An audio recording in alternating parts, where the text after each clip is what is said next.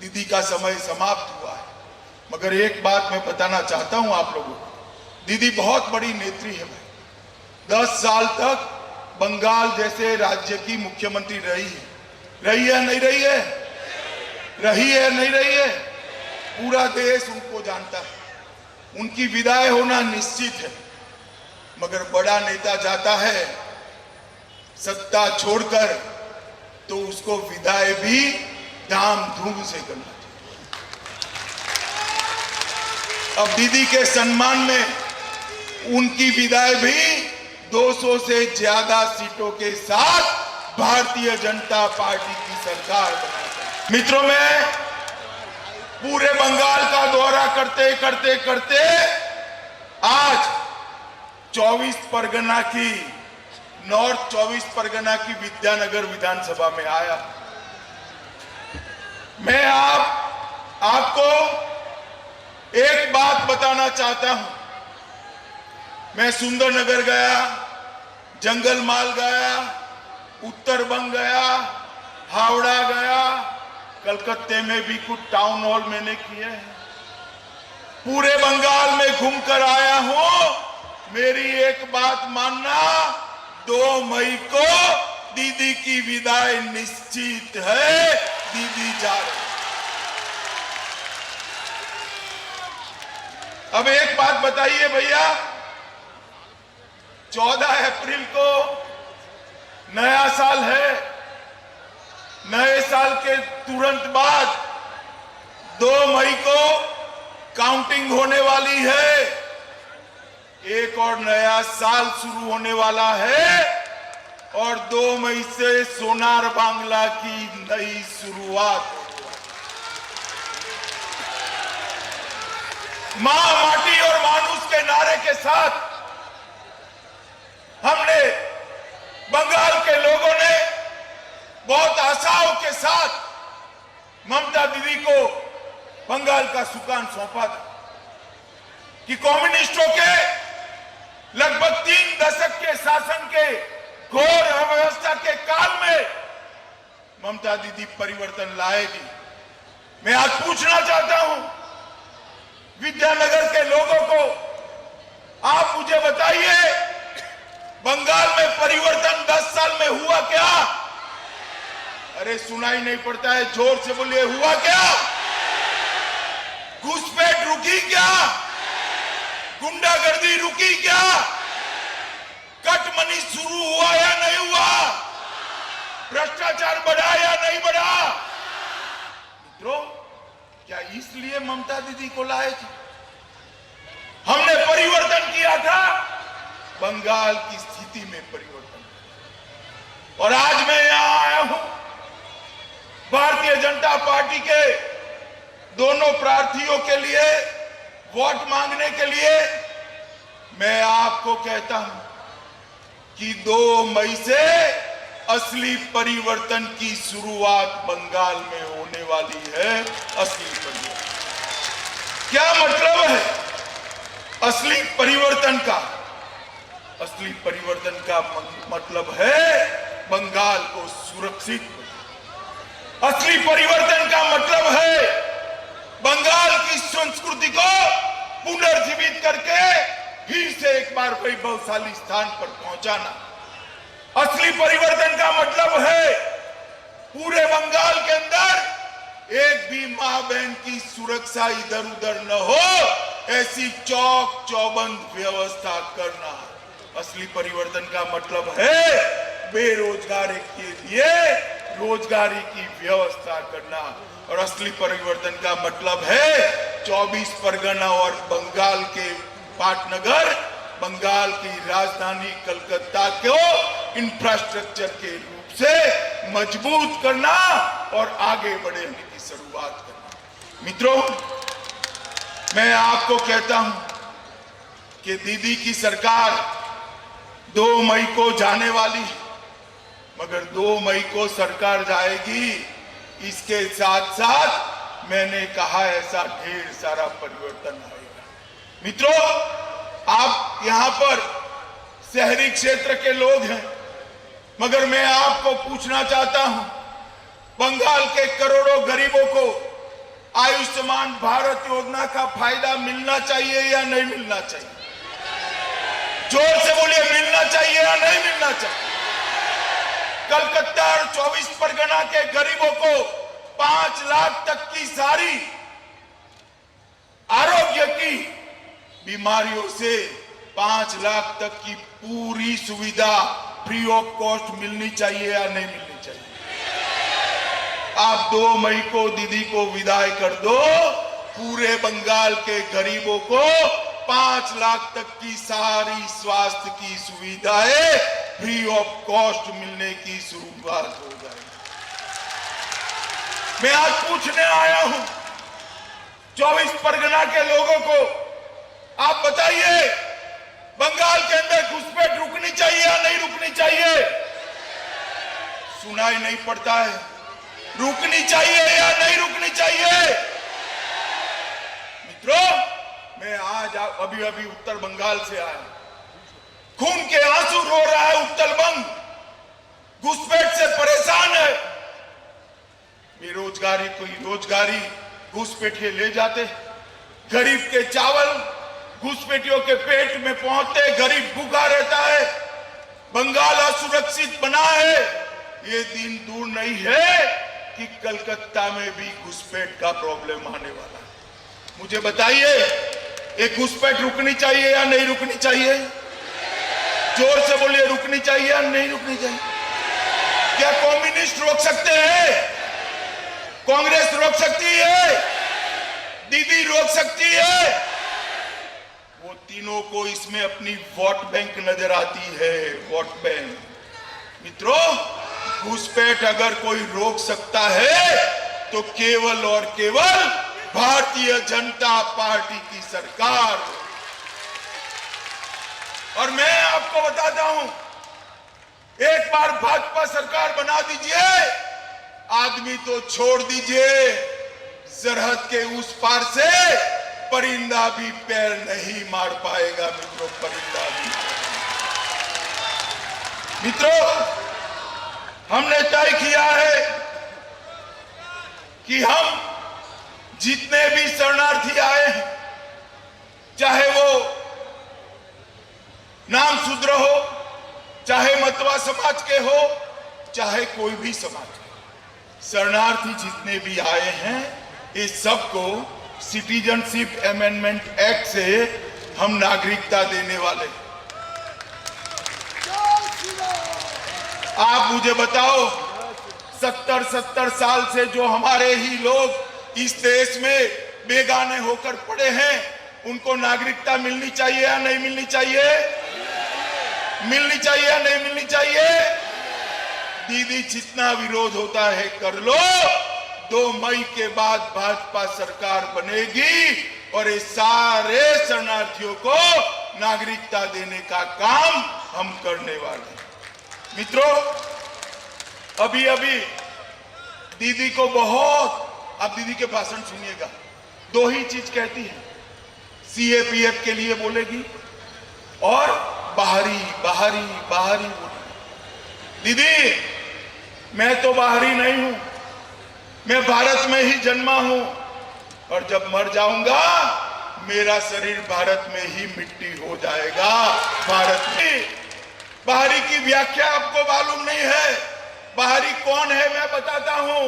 एक कम्युनिस्ट भाई है ना अपने लाल भाई, जानते हो ना भाई, उनकी आइडियोलॉजी बाहरी है, वो रसिया और चीन से लाए। कांग्रेस की लीडरशिप बाहरी है, वो इटली से लाए हैं जो आपके साथ रहते थे पहले, और तृणमूल की वोट बैंक बाहरी है, जो घुसपैठिया है वो बाहरी। दीदी, मैं बाहरी नहीं। और मित्रों, मैं दीदी को बताना चाहता हूं कि बंगाल की अगर कोई मूल पार्टी है तो भारतीय जनता पार्टी है, क्योंकि भारतीय जनता पार्टी की स्थापना बंगाल के ही सपूत श्यामा प्रसाद मुखर्जी जी ने करी थी, वो ही भारतीय जनता पार्टी। मित्रों, बंगाल के विकास के लिए दीदी ने कुछ नहीं, 4 और 10 साल शासन मिला, उन्होंने 10 साल में भतीजा कल्याण के अलावे कुछ नहीं। मोदी जी के मन में देश के गरीब, बंगाल के गरीब, बंगाल की व्यवस्था का दिन रात विचार रहता है, और दीदी के मन में भतीजा कल्याण का विकास। ये इनके मन में हर रोज हर क्षण एक ही विचार है, कब मेरा भाईपो मुख्यमंत्री बन जाए। एक और मोदी जी यहां पर कानून का शासन लाना चाहते हैं, और दूसरी ओर दीदी यहां पर सिंडिकेट का शासन लाना चाहती है। दोनों के बीच में आपने तय करना है। मित्रों, बाकी सारा तो छोड़िए, अम्फान और बुलबुल में हमने जो पैसा भेजा उसके अंदर भी ये भाईपो के लोगों ने भ्रष्टाचार कर कर उन तक नहीं पहुंचे।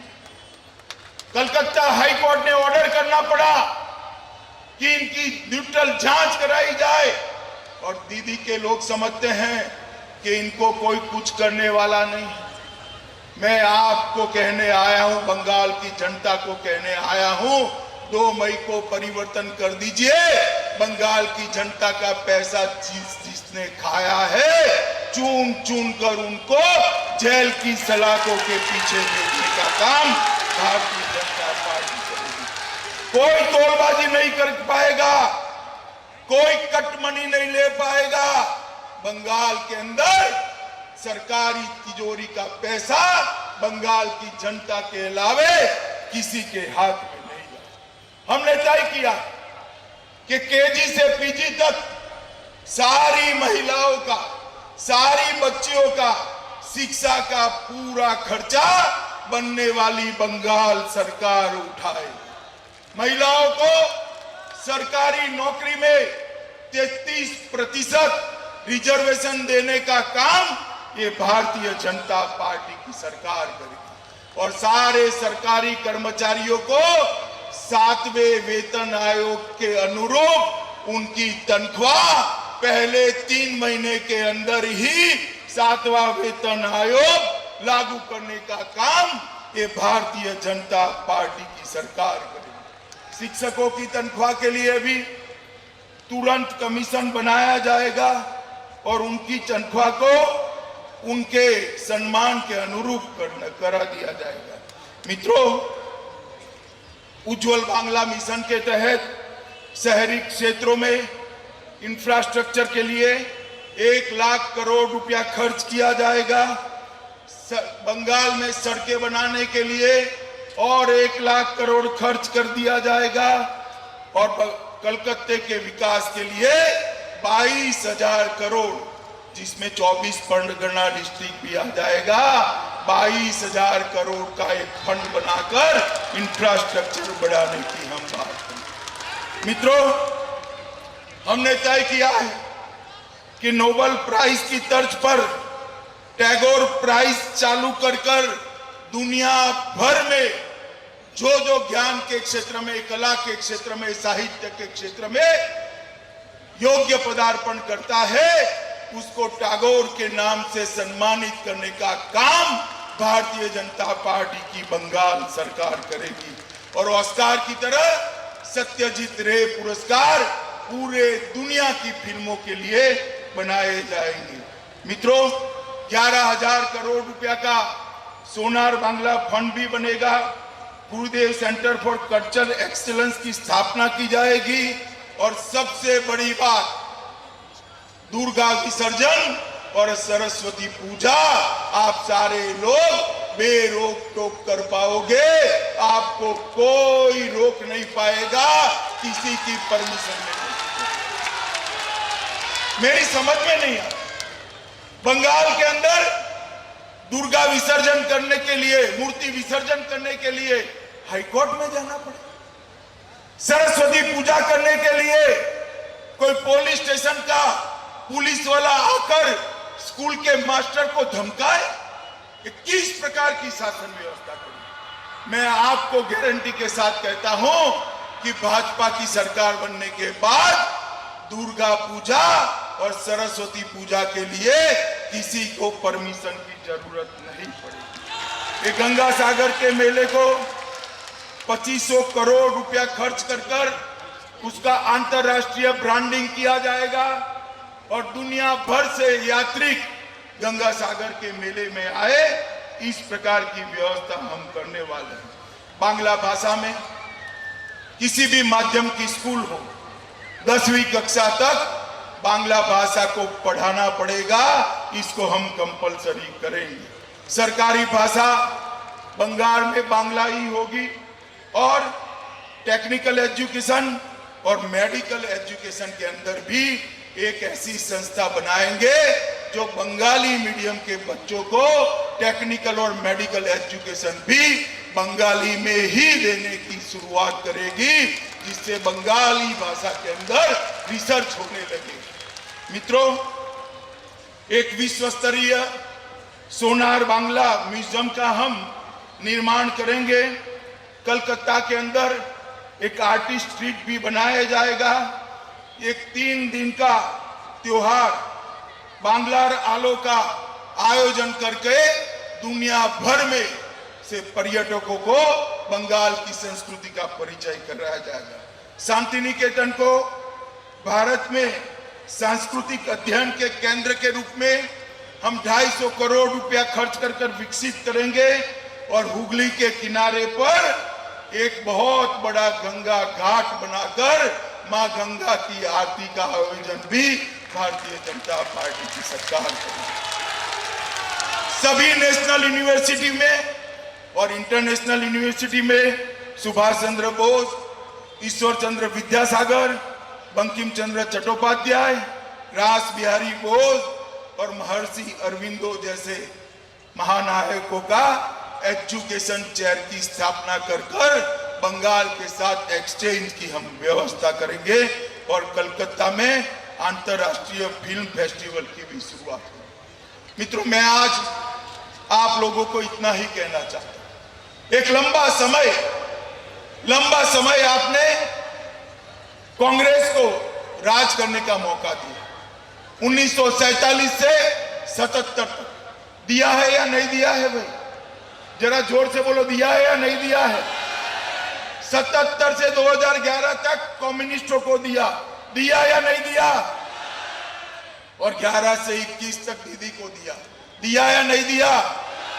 एक 5 साल नरेंद्र मोदी को दे दीजिए, 5 साल में हम सोनार बांग्ला बनाकर आपको 5 साल में बंगाल को भारत का सर्वप्रथम राज्य बनाने का हम निष्ठा से प्रयास करेंगे। मित्रों, ये जो परिवर्तन करना है वो परिवर्तन कटमनी वाली सरकार नहीं कर सकती। परिवर्तन करना है वो सिंडिकेट वाली सरकार नहीं कर सकती। परिवर्तन जो करना है अपने भतीजे कल्याण में व्यस्त सरकार नहीं करती। दीदी का समय समाप्त हुआ है, मगर एक बात मैं बताना चाहता हूं आप लोगों को, दीदी बहुत बड़ी नेत्री है भाई। 10 साल तक बंगाल जैसे राज्य की मुख्यमंत्री रही है नहीं रही है? रही है नहीं रही है? पूरा देश उनको जानता है। उनकी विदाई होना निश्चित है, मगर बड़ा नेता जाता है सत्ता छोड़कर तो उसको विदाई भी धाम धूम से करना चाहिए। अब दीदी के सम्मान में उनकी विदाई भी 200 से ज्यादा सीटों के साथ भारतीय जनता पार्टी की सरकार बनाकर, और 200 कमल चाहिए। उसमें हमारे दोनों प्रार्थी को कमल हाथ में लेकर बंगाल की विधानसभा में आप भेजिए। मैं आपको विश्वास दिलाता हूं, इनके सहारे नरेंद्र मोदी जी सोनार बांग्ला का निर्माण करेंगे। मित्रों, आज इतनी बड़ी संख्या में आप लोग आए हो, मगर 200 सीटों का विजय इतनी संख्या से हो सकता है क्या? हो सकता है क्या? हो पाएगा भाई? दाहिनी ओर वाले बोले हो पाएगा। तो क्या करोगे? मेरे पास एक आइडिया है, बताऊं मैं? बताऊं? कितने लोगों के पास मोबाइल है? जरा हाथ ऊपर करो अपना। कितने लोगों के पास मोबाइल है? सबके पास है ना? तो ये सभा समाप्त होते ही आपके मोबाइल से 50 लोगों को फोन करना है। बहन को, बहनई को, काका को, काकी को, चाचा को, चाची को, फूफी को, फूफा को, मामा को, मामी को, 50 लोग, और कर कर कहना है कि कमल फूल के निशान पर बटन दबाइए और भाजपा सरकार बनाइए। मुझे बताओ 50-50 फोन 1 घंटे में करोगे क्या? पक्का करोगे? एंगेज आए तो देर रात तक, मगर 50 फोन सबने करना है, करोगे? और देखो भाई, कमल के निशान पर बटन तो जरूर दबाना, मगर बटन 24 परगना में दबाना, इतने गुस्से के साथ दबाना कि बटन तो 24 परगना में दबे, करंट दीदी को लगे इतनी जोर से बटन। आप सभी लोग परिवर्तन के लिए तैयार हो? जोर से बोलो, तैयार हो? कमल के निशान पर वोट देने के लिए तैयार हो? ये दोनों प्रार्थियों को विधायक बनाने के लिए तैयार हो? मोदी जी के हाथ मजबूत करने के लिए तैयार हो? घुसपैठ रोकने के लिए तैयार हो? कटमनी सरकार की विदाई के लिए तैयार हो? सिंडिकेट वाली सरकार की विदाई के लिए तैयार हो? 200 सीटों से ज्यादा सीटों के साथ भाजपा की सरकार बनाने के लिए तैयार हो? तो मेरे साथ दोनों हाथ उठाइए, उठाइए दोनों हाथ, परिवर्तन के संकल्प की मुट्ठी भींचे और प्रचंड आवाज से बोलिए, भारत माता की, भारत माता की, भारत माता की, वंदे। दोनों हाथ उठाइए, उठाइए दोनों हाथ। बंगाल में परिवर्तन की संकल्प की मुट्ठी भींचे और प्रचंड आवाज से बोलिए, भारत माता की, भारत माता की, भारत माता की। जय श्री राम, जय जय श्री राम, जय श्री राम, जय जय श्री राम, भारत माता की, भारत माता की, भारत माता की। जय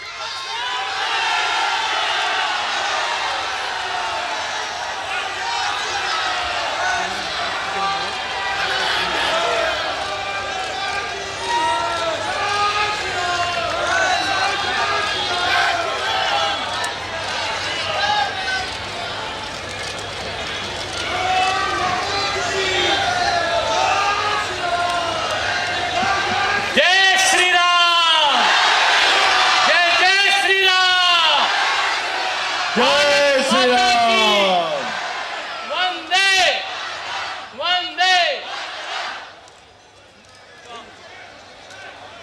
वंदे